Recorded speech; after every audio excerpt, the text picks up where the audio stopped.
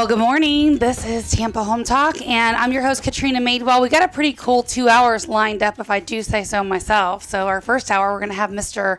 Ray Hall here, and he's already here with us this morning. Good morning. Good morning. How are you? Great. And, of course, my favorite two counterparts. Morning. Joining me this morning. Morning, Leo Kane with Barrel Engineering and Inspection. Which actually beat Adam here this morning. Yeah. I like to make you guys sweat. You know, I'm coming in right at the number. We don't sweat. Like, the only person that would sweat would be Pat if there was nobody here. But I can't sweat. This office is always freezing when I walk in. I think it's pleasant. We got to get you a sweater. I am. I heard him. So, all right, let's talk about your favorite topic. How do you even pronounce this? Is it ISIS or ISIS? Isaias. Isaias? No, it's not Hurricane ISIS. That's what it looked like. Hurricane Isaias. And it's not my favorite topic. I always laugh when the spaghetti monster models show it going right up the center of the state 6 days out. I don't get excited. I don't think that's going to happen. I haven't looked at this thing in at least a day. So what's the projection? I find it funny that they always say Florida's going to get hit with hurricanes, but it's Carolinas. Yeah. Yep. It's always the Carolinas that It's get just hit. the way we stick out, with our rear end of our peninsula. I think, Florida. It's coming to But Florida. we have the jet stream, and the jet stream's a natural body of water that's like a river in the ocean that pushes hurricanes away. Right. I always say if the hurricane's going to go north of Cuba, if it's coming off Africa and it goes north of Cuba, it's not going to hit Florida. And this one was north of Cuba. Not worried about it. Was never worried about it. So, yeah, over the weekend, if you're on the east coast of Florida, you'll have some thunderstorms. So you don't even think we'll see thunderstorms here? Not here. I think it'll be nice. It might be a little windy. But I got to look and see where this Actually, thing is. I'm hoping we're far enough away from the storm where it actually sucks all the moisture out, because I've got a huge kayaking trip on Saturday that I was not canceling. I'm going jet skiing. Yeah. Yeah, we were hoping it was going to be a boating weekend, and I saw this. It's going to be a great boating weekend. I'm going boating. Okay. These Absolutely. things. Well, the thing is, like, if Isaias, or ISIS, as you say, stayed disorganized. Well, I figured it probably really wasn't ISIS. depends That's on what it looked like at first. depends on where you're living. If Yeah. you live in Cape Hatteras, it might be ISIS because it's going to hit you. Probably. If the cell of Isaias, since we're going to use terrorism, Isaias. Very well. if the cell of Isaias stayed disorganized, it was going to mull through Florida because it wasn't going to be strong enough to have like a purpose. But now that it's become a hurricane, it's intensified, and when it's intensified, it's more prone to organization and moving through the jet stream currents, so that's why it's tracking further east. So either way, any way you look at it, Florida was not going to have a bad storm from Isaias, even if it followed the Tuesday spaghetti monster models. I think when the model shows it coming nowhere near Tampa, then we need to worry. Yeah. That's when we're getting a hurricane. Honestly, I've lived here my whole life, and they just don't freak me out. Well, that was kind of like with Charlie. The model showed it going up the west coast and hitting in the Panhandle, and all of a sudden it got to Port Charlotte and decided, hey, I'm going to Golden Corral. Yeah. I remember sitting in my living room and the breeze picked up. I went, okay, here it comes. And never showed up. And by the end of the day, my sister called me asking, how'd you do with the hurricane? I said, I'm fine, but you might want to call Mom and Dad. They lived in Port Charlotte. Oh, boy. So, they had, their pool cage caved in and all that good stuff. But, yeah, since 1988, I haven't been through a hurricane yet in Florida. Wait, were you here with Irma? Yeah, but that was really just like a tropical storm by the time it got to us. Plus, He didn't feel much. I didn't feel anything at all. Still doing insurance claims off Irma. He's talking the eye going over his house. Oh. like you're in a room with no windows where I was sleeping during Irma. Well, you have to think about it. The eye is only going to be, 20, 30 miles wide on most of these storms. You don't have a big opportunity for an eye wall. No.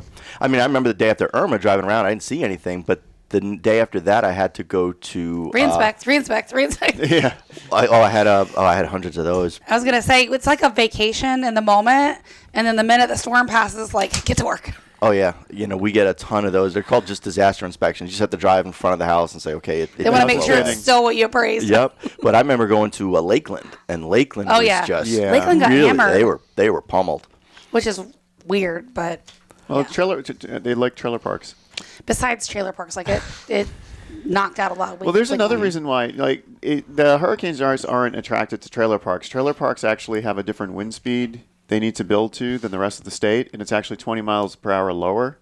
So these mobile homes aren't strapped down to the 130, 140 mile an hour winds, so they're more prone to these storms like our Cat 1, Cat 2 hurting them. They just seem like magnets. No. It's just telling you from an engineering standpoint why. It's just they're not They're not built to withstand the higher winds. But you would think 10 miles an hour, like what's that, right? Like 10 or 20, but I guess. It's a logarithmic scale. So basically, if you're, this is back to the math. So there's different I kinds. I love the maths. There's different kind of graphs. There's like a straight line, then there's a curved line, and then there's one that basically looks like the upside of a U, and that's the logarithmic one. So if you put wind speed and damage potential on the graphs, it doesn't take much to start going super high up on that scale.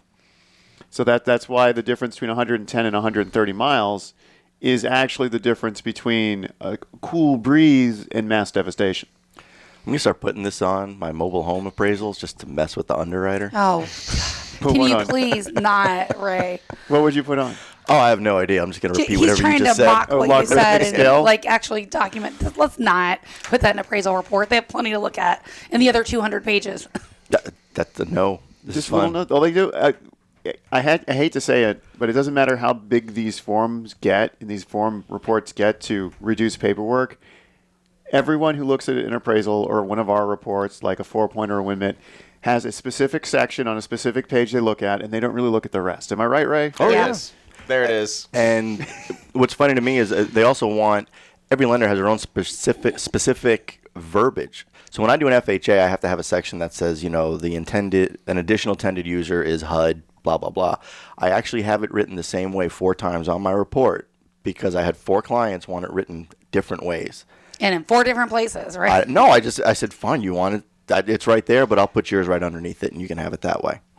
It's kind of ridiculous. They but only look at one piece of the one report. It's kind of funny because even when typing up, I have like 80-page report templates, and I'm only changing 15, 20 words in the whole thing. Yeah, it's crazy, but appraisal reports are similar to your comp pages. I mean, Yeah, well, I have it where they come and they say, can you make a comment about this and this? I said, I did. It's on the addenda, paragraph read 2, it. line 3. It's right there.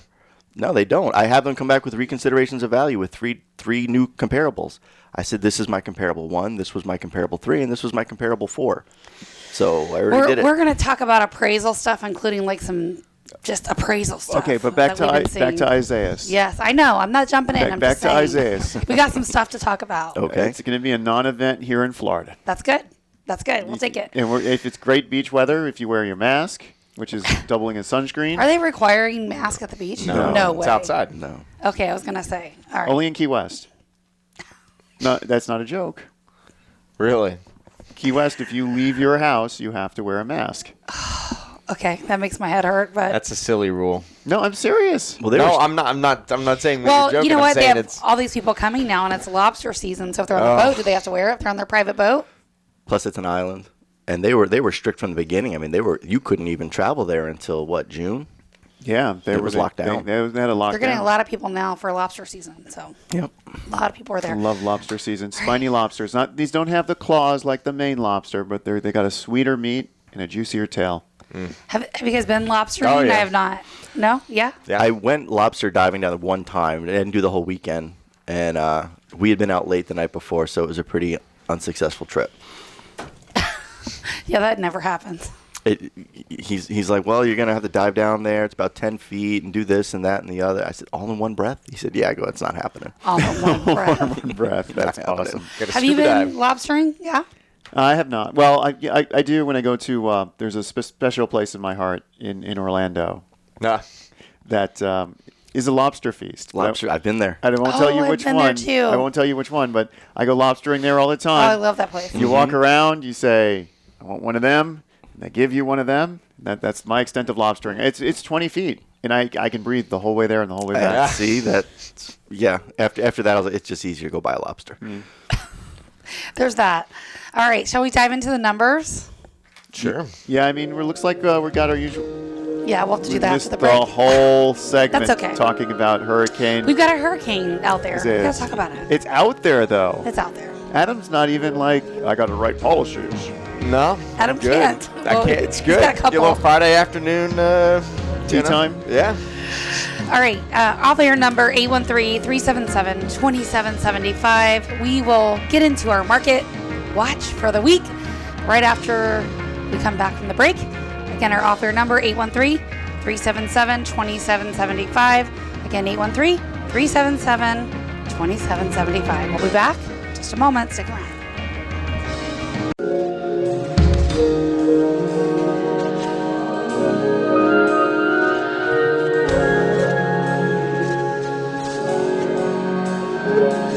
Good morning. Welcome back. We were just talking about Hurricane Dorian and how Dorian did the same thing that Isaias is doing. It was threatening to go up the middle of the state. Everyone got excited, got their plywood from their Home Depots and their Lowe's, and then it went up the East Coast. That's right. Maybe they can build something with all that extra Plywood? Yes. Wow, you're just bitter this morning on this whole Isaias thing. No, I don't think so. How about our numbers? What does this mean? What does this mean when we have such a sharp 20% reduction? Where are you looking at? New listings. I mean, there's just not a lot available for sale. Like, Well, the new listings would be those new houses that are available for sale. Yeah, exactly. Pendings are down. Everything's starting to level off again. So I think we've seen the. Well, I mean, last week we had 1108 active. This week we are 984. So we're, not quite even 100. Well, don't we normally start to see a little lull at the beginning of August because of back to school? Yeah, but now that's delayed. So, I mean, we're seeing just tiny little, like last week was 1513. This week is 1439. Pending, we had 1,800, 1728. So this is over 3 counties, Ray. Okay. We pull fresh stats every Friday morning from multiple lists, which, as we know, is not exact, right? And we give our Nostradamus impressions. Yeah, numbers are delayed, but it does give us an idea which way the market's headed because we can't rely on the Florida Realtor stat because they're too delayed. They're like almost 60 days out by the time they publish them. So that's obviously not real data. Yeah, I don't think we're as explosive as we were 2 weeks ago. I think. Well, let's look at 2 weeks ago. I mean. Yep. See, 2 weeks ago and 3 weeks ago we were kind of level, and now we've got a little dip. I think our market's back to the way it should be. We'll see. I think it's going to continue for a little bit, and we're still going to look awesome. We're just not going to be on this sharp edge. Yeah, which is good. That's the way it should be, really. All right. So let's talk about appraisals because there's some stuff we need to chat about. Number one, Governor Ron DeSantis has extended the foreclosures and eviction moratorium until September 1st. So. But that's only on FHA. Right. Yeah. But here's the thing, and I've seen this a lot over the last month. And the tip that I want to leave you with this week, if you own property and you're renting it, even if you have a property manager and that lease is up and your tenant has been paying their rent, do not mess with their rent. Do not try to increase it. Don't try to pull any of that nonsense. Yeah. I mean, I'm just seeing that where they want to charge people crazy numbers to go month to month, or they're trying to sharpen it up. That is not a good plan. Right now, when we have moratoriums extended on evictions till September 1st, and honestly, I think it could go into next year. Yeah, we'll see. I think it's landlords trying to make up for, losing tenants. But if your tenant is paying on time and they're a good tenant and you've had a good relationship with them, don't jack with that relationship. Leave it alone. Take the money and shut up. You know what I mean? Like, seriously, I'm in some of these groups online, and a couple of them were spearheaded by an attorney that we use that writes all of our lease contracts. And, there's a couple other attorneys in there that actually they do the evictions for tenants. Right. And, they're actually talking about doing a lawsuit against the state for interfering with contracts because some of these tenants are not paying their rent at all because they can, which is not a good plan.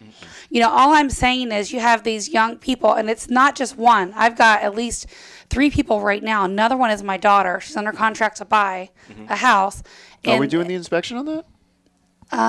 It's a new build. I don't know. It's are we doing the inspection on that? I think you are. It's in Weeki-Wachi. Especially you ready for a drive? On a new build. Yeah, you definitely want an inspection on a new build. Yeah, we'll talk about that after the air. There's people to actually turn things on and off. I know. You're right. Yes, we will get to that.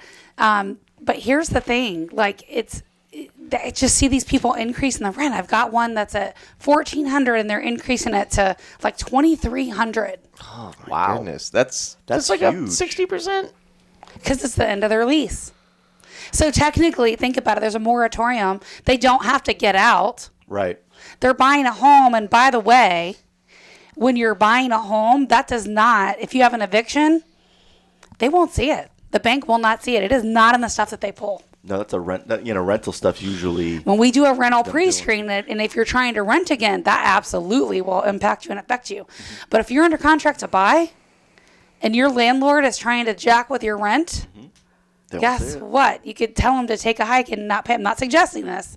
I'm just saying you could tell him to take a hike and not pay, and it would not impact your mortgage. Does an eviction affect your credit or anything like No. that? Doesn't do it. It's just a legal thing. It shows up on public records. Now, if you had that eviction, the landlord tried to go after the money, and then you had a judgment, that would show up. Okay. But an eviction by itself does not show up in a pre-screen for a home ownership. Like, Where it really affects you is if your next landlord does his due diligence and finds out about the eviction. Well, we see that for sure. So with that being said, it kind of leads to my next point. Then we're going to get into some of the appraisal things. With this moratorium being extended and, with, like you said, it was just FHA that they agreed to do the delay. The challenge is it looks easy, right? And they say, oh, yeah, I'll just do it. The problem is you still have to pay that money back. I mean, the minute this is lifted, you've got to pay it back. And some of these forbearance agreements, we did a whole hour on this about a month ago. They're very loosely written, and there's nothing that clearly outlines what those repayment terms are going to be, and that's a problem. You don't want he who has the gold making the rules and saying, I want my money now. Right. And in lay terms, that's what you're looking at. And a lot of times with the forbearance agreement, once you get into that agreement, you can't refinance. You're absolutely right. So yeah, you cannot. Right. Not possible. Right. You can't. You had a forbearance agreement. You're not refinancing. So if not you're to anything that makes sense. So you can't take advantage of any of these lower interest rates if you have refinanced in the past 6 months or so. And we talked about that, and really it's worth mentioning every week again on the air, because people pop in and out. They hear us at different times, but these forbearance agreements are not in your favor.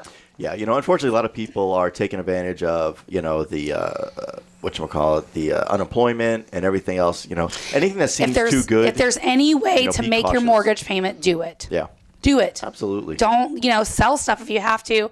Get a job doing whatever you have to, but don't not make your mortgage payment. Yep. So I think this is going to create another wave of foreclosures, and I think we're going to see it next year. So what's that going to do for the market? It'll slow things down. Because it'll level it off for sure. I don't think it's not going to crash and burn. It's just not. We've had too much cash and real money coming into the market. That's how I know. This is the difference between now and 08. Yeah, well, back in 08, which was a result of 05, 06, people were over leveraged.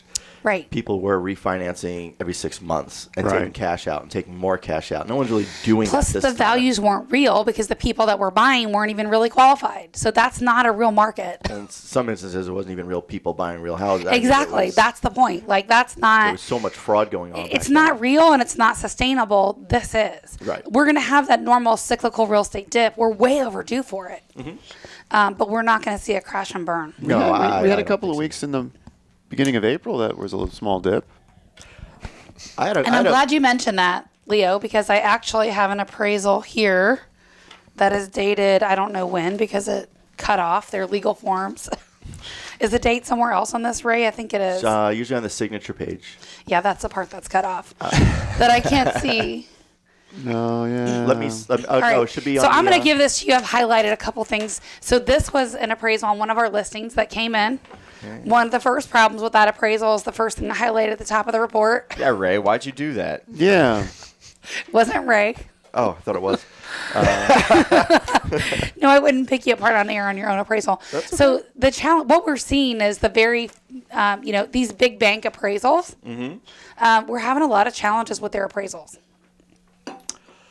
And so this one, and I did a lot of homework on the comps. You wouldn't see that readily on the air looking at a piece of paper real quick. But what I will tell you about all those comps right there on that first page you're looking at, Ray, they were all cash, including offer pad offers and that sort of stuff. Yeah, I usually avoid the offer And pad. are you seeing the sale date on those? What's that look like? Let's see. Sale dates are, 'cause I don't have my glasses. See if I can read that. April You got it. 2020, March 2020, and April 2020. So those sales right there were as a result of that time. Oh, wow. That you're talking about? Yes. So there were some people that unloaded right when they weren't sure if the whole world was going to shut down and crash and burn, right? Right. You know, we all had that wild 2 weeks. That reminds me, I still have to put my mattress money back in the bank. Yeah. Yeah, I did the same thing. Literally, I pulled out cash just in case. Well, I tried using my my auto deposit thing. You know, you take a picture of the check and it goes. I tried doing that with the cash, but they rejected it. I wonder why. Yeah. They Anyway. could read the serial numbers. Yeah, not likely because they don't actually have the money. So. Well, that's why it didn't work. Exactly. So that appraisal, Ray, that like when you have a cluster of cash sales like that, including, you know, the offer pad that we know is way under market, plus all the fees. I mean, you got to calculate 10% in the number they're giving them because they're taking that in fees. Right, because That's the net the seller's getting. Right, they promised a quick close. Yeah. So we're going to dive into that when we come back after the break, and I'll tell you why, as the listing agent, I advise my client there's no way we're taking that offer. We're better off to wait a few months without a tenant than to move forward with that contract. Okay. This is Tampa Home Talk. We'll be back around. We'll be back in a minute. Yeah, stick around.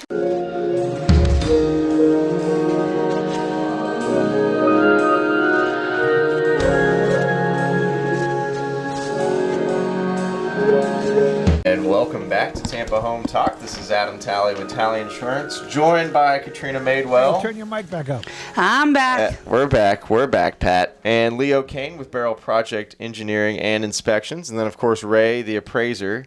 And before we dive back into the appraisal, I did want to give a little tip of the day. Yes, since there's a since we're storm talking out there. Since we're talking about the hurricane and all the issues that are going to come from it.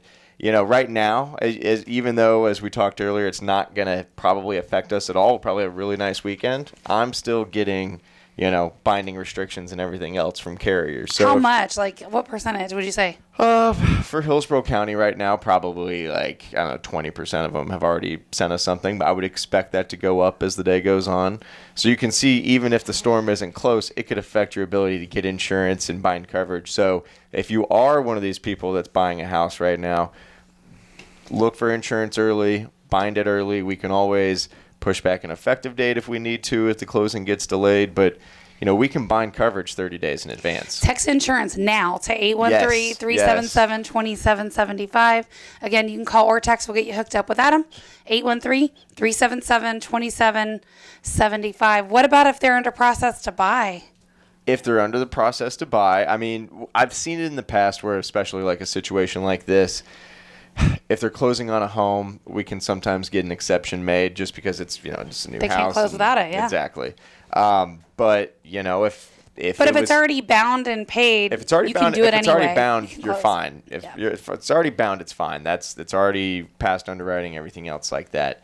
That's why I say don't wait, because, you know, say if you were trying to close early next week and this was the last piece and you know, procrastinated. So if I know I'm you might be closing SOL. Friday of next week, I can bind it today, give you money today, and I've got insurance for next week? No. No? No. I have to bind it a week early? You should have, if you were closing next Friday, you should have bound that policy like a week and a half ago. Yeah. Like that's what I would get out. You know, I'd get 2 or 3 weeks out in front. Yeah, you got to bind early. Yeah. Policy doesn't go into effect until such and such effective date doesn't Oh, matter. yeah, you're you right, bind you're right. it early. You want to lock in that price. Yeah.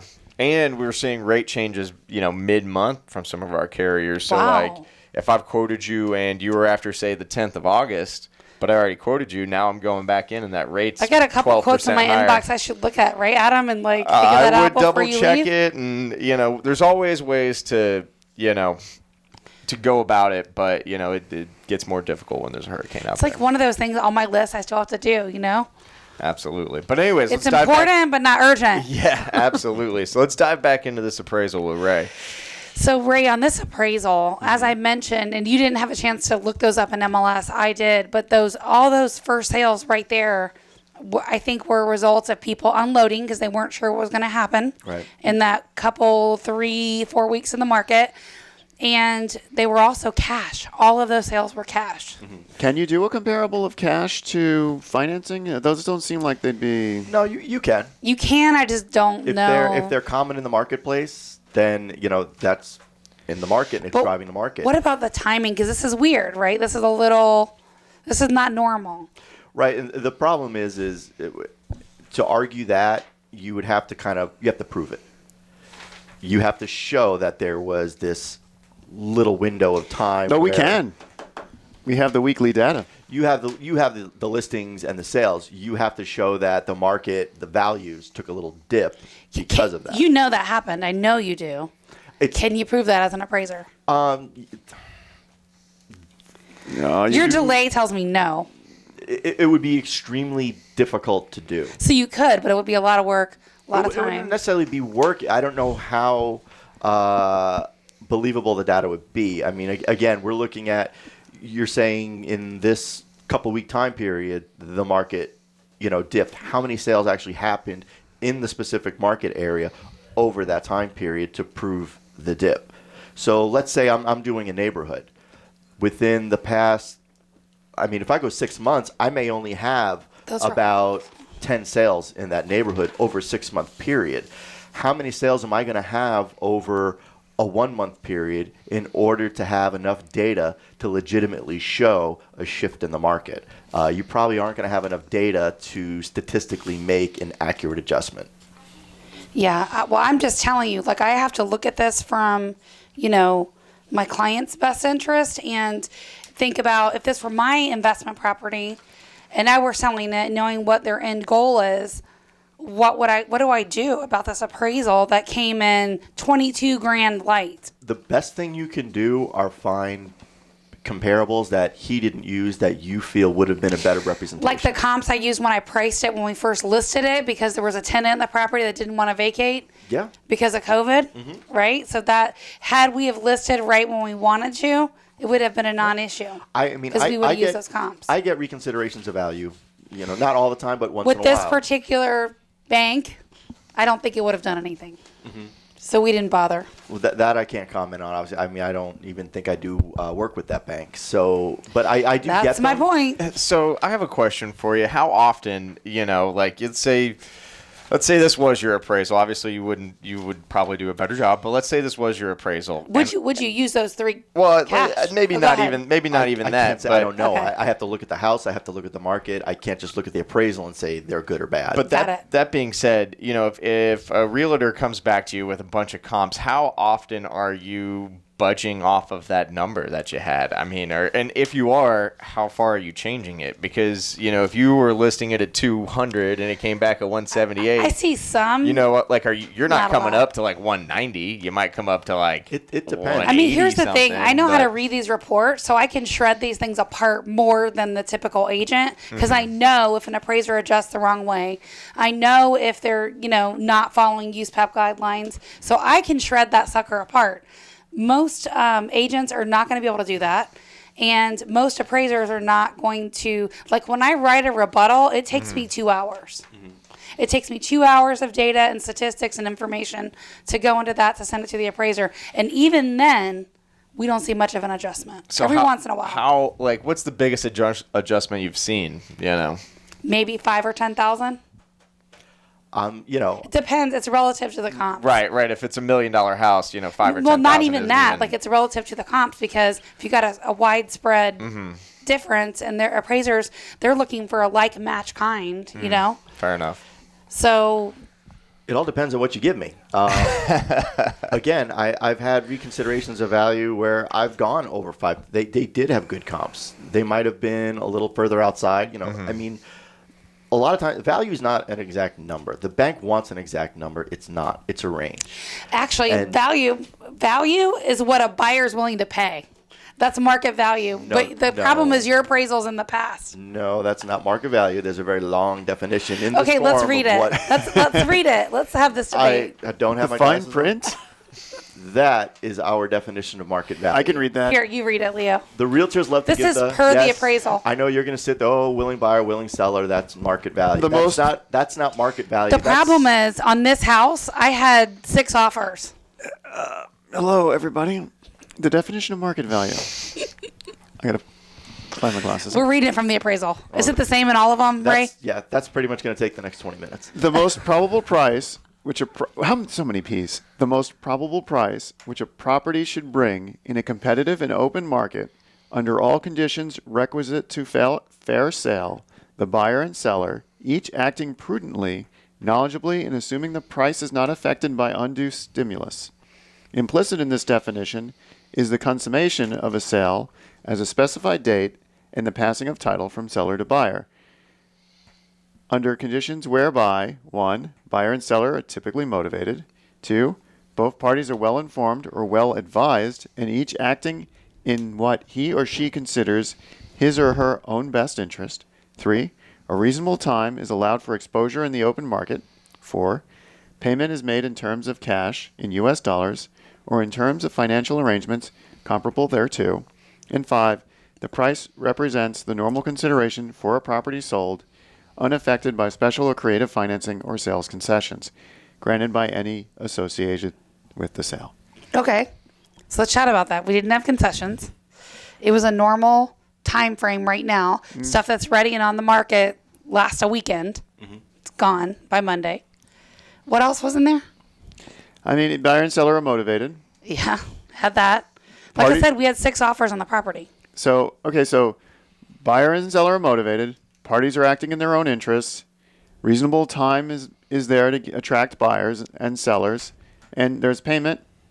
Yep. And the price is considered normal. I mean, We had all that. this looks pretty standard. It's pretty simple when you it's break the it down. definition of market value. It's pretty simple. What I'm trying to get to is if you want to come back at that appraisal for, the reconsideration of the higher value, you just got to provide good comps. You've got to show where you have comps that are better than his. Because at the end of the day, we have to do what's part of our scope of work and what's assigned to us. So The challenge I had, Ray, is the comps I had were dated before those. And those are what I was saying was the dip. So right. it's and going that's an back to issue. what you said earlier on proving it. So you've got to show that was a dip in that point. Because those are more recent sales. And I mean, see if you can find something after. I don't know what the date of value is on the report. I'm assuming it's around June. The date of value? Yeah, it's not here on the report. I'm looking at the sale dates. It was right around those comps just closed. I'm going to have to... What's going on? What was that? Okay, so the date of value was around the same month that... What's going on? Okay, Boomer, let's turn the... I know, right? What happened? Well, if your date of value is the same time period that these comps close, aren't you within that dip? No, it was right after. The market was still... it already was starting to fuel. Let me see... I should look to see when that I'm going to dig to see when Actually, that you've got a contract good date point, was. though. I mean, if you're taking the closest sales, That's the most recent that's the most indication of the market value. Yeah. So you unfortunately, if these are the most recent and proximate and similar, you don't have much of an argument against. You can maybe go after adjustments. I would bet my own money that we're going to get closer to market value on that and not use those comps. It's going to require some time. It's going to require a buyer that's willing to pay it, maybe even outside of an appraisal. But we will reset the market value in that neighborhood.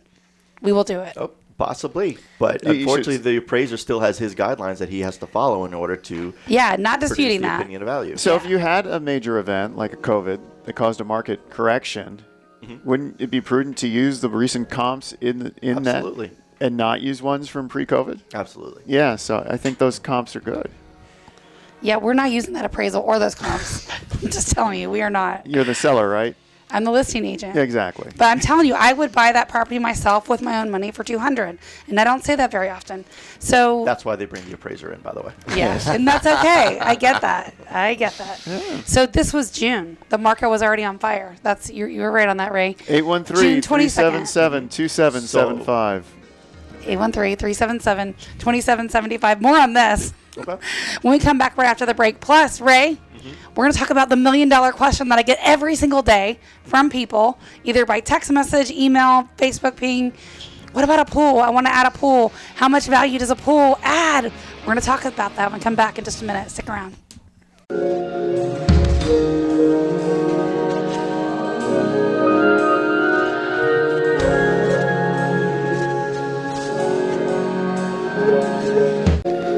Welcome back. Good morning. This is Leo with Tampa Home Talk. There was an interesting off-air conversation about 60 square feet. Now we're back into the numbers. Let's dive in. Let's do a deep dive into these number difference. So you're saying that because there's a 60 square foot difference between the comps, they're probably that would have been one of the things I picked apart, by the way. But go ahead. I didn't do the rebuttal. That's that comes down to what the appraiser wants to do. Now, personally, I usually and most of the lenders agree that anything under a 100 square foot difference isn't really adjusted for. The reason is what we're doing when we look at an appraisal is we're adjusting for what the typical buyer would notice and make a difference in a sale price for. Is the typical buyer really going to notice that 60 square foot difference in a house? That's not a huge amount. That's less than the size of a room. Yeah, I mean, he's doing over $4,000 adjustments. Yeah, that's 60 square feet is... It's 12 by 5, right? 12 by 5. Is it really? That's a walk-in closet? It's a walk-in, yeah. Exactly. This appraisal was trash. I'm just saying. Could actually be a small room. Could be a breakfast nook. Yeah, I don't even care. Like, this appraisal's Laundry trash. Like, Could be a laundry I room. could find a cash buyer for a higher price than this. So why would I ever? Well, What was the price? Let my seller Actually, sell what this was the for price this? you're trying to get 200 for it? What did they 178, I think. Dang. Yeah, no, we're not taking it. And that's tough on only 900 square feet. Wow. I have to say stuff that's not going to get dump button dummy. Yeah, the because we don't have a comps dump button. are limited, right? And a house that size, they're just limited, and it's an older property. I have Clearwater. apartment's bigger than 940 square feet. How I actually many had a square house- footage? Where is this in Clearwater? What range of square footage can you go over on a comp? I pull a 20% range. I round up and down. I find out what that 20% mark is for the square footage. I go down and I go up and I look to see what I have in that range. It all depends. I mean, I've had it where there's just nothing, and I have to bracket. So I mean, I've had it where I have, say, like a 4,000 square foot house, which is not a lot in most areas. And in order to bracket, I had to go pull a 5,000 square foot house. Now that's going to have huge adjustments. I'm probably not going to put much weight on that comp, but it's there to kind of satisfy the lender and what they're wanting with my adjustments. So it's going to all depend on the area and what's available. It's hard for me to just look at a report and say good or bad. I can say what maybe he did wrong in his reporting, but when it comes to the comps, here's the I other have to thing, look Ray. at the market. Did you see for concessions on these cash transactions? He took money away. How are you going to have concessions on a cash transaction? Well, if the concessions on the cash transaction is the seller was paying for closing costs. On cash? Yeah. Yeah. But the seller only pays your standard closing cost on cash. They're still, you're still going to the title company. They still have to get paid. It's a seller expense. Listen, I only see them adjust if there's buyer closing costs. Then they adjust for concession. But to adjust this $2,000, $3,500 for cash? Well, I mean, me personally, I usually feel that the adjustment for concessions isn't warranted unless it's above the normal concessions for the area. Again, I can only look at what he did. I just thought it was like these adjustments may have been a little odd. But to actually comment, I would have to look at the market, look at the comps in the area. So let's talk about pools, because we get that one so much, and I'll tell you what I tell people. And I think what I'm curious to know is, as an appraiser, has this number gone up? Because I think what I've seen in the appraisals, it has. But like in the past, we'd see maybe a $5,000, $10,000 adjustment. Starting to see a little bit larger adjustments on pools on appraisals, because there is more of a demand right now in the market for pools. And in some areas, yes, some areas, no. I'll give you an example. I recall doing an appraisal in Seven Oaks area up here. And I did my paired sales analysis between non-pool and pool homes, and it supported a $20,000 adjustment. Yet I can go up to somewhere like Dade City and a horse barn. What was the price of that? Do you remember the house? Roughly, was it in the 4s, 5s? This was, no. Okay. I'm doing about 80 appraisals a month, so no. But I can go up to Dade City where a horse barn will probably get more value than a swimming pool, and where swimming pools get little to no value at times because Makes sense. It's not a common. Well, horses need a place to live too. Well, just it's. But kind it's of more of a equestrian living up demand there, in that area, yeah. Exactly. So the adjustment on a pool, the value on any feature of your house depends on your area. It depends on what the buyers are willing to pay for that feature. So I can't sit here and give a blanket. Yes, it's more. In some areas, no. In some areas, yes. I know that I'm doing more higher adjustments for pools in certain areas, but it's all going to depend on where you live. Roughly like an average home, average community, HOA type neighborhood, $300,000-ish value. Probably 10 to 20,000. Are you giving it that much? See, it has gone up a little bit. I can't remember a time where I've ever really done 5,000. I've never really supported a $5,000 adjustment for a pool unless the pool, like an REO where the pool hasn't been maintained. Got it. And it's got to get refinished and cleaned and new pumps and everything else. It costs more than that to redo it. I'm just saying. Yeah. So people, my answer I tell people is you put in a pool because you want to live there and enjoy it. Yeah. As far as like return on investment, you're not getting anywhere near dollar for dollar. My advice to people is this: if you're not looking to sell your house in the next 5 years, don't worry about the value of what you're doing because it's going to change by then. Don't tell my wife that. You're buying it to enjoy it. I mean, you're buying it to enjoy it, because I've been using the other logic, like, no, we can't do this. We can't do this because it's not good resale value. Leo, the cost for a pool right now is what, 50, 60 grand no. even for a new one? Pool Easy?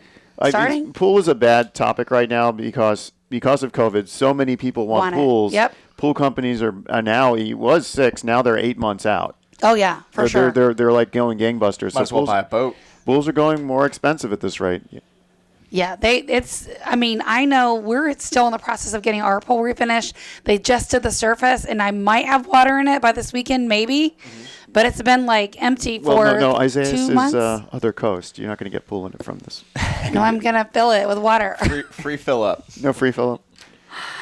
No, but yeah, the pool thing is a hot topic right now. So many people want to install a pool or buy, so people that are thinking about, like, you want a pool, you have to have it, you're better off to move and buy a house with a pool, if you ask me. Or just, I built a pool. I knew I wasn't going to get the value back, and I built the pool because I wanted the pool. I didn't want to move. I didn't want a new house. I wanted my house. I just wanted a pool, so I built the pool. And that's what you have to do to your house, because in 5 years, I built my house in 2014, and now I have to redo my kitchen because nobody wants dark cabinets anymore. Well, I don't know. And I like Are they cabinets. like espresso or? Yeah, they're espresso. But we're still seeing it. A lot of the lighter ones are in though. I like where I live. I wanted a pool. I spent $15. I gave it to Hillsborough County, and now I have access to a pool whenever I want. There you go. Sort of. If it's open for COVID. I like not sharing it. All right. And yeah, for COVID, all that stuff was closed. So that's like the point of the private pool. Anyway. All right. Tampa Home Talk. Ray, thanks. Yes. Again. I feel like I always light you on fire. I don't mean to, but thank you. Okay. We have fun with you. We appreciate you. No problem. And we love you. And if you want an independent appraisal, not a bad idea. 813-377-2775. By the way, you do appraisals to take off PMI. I do. Great time to consider that. 813-377-2775. Love where you live or I'll fix it. We'll be back for hour number 2.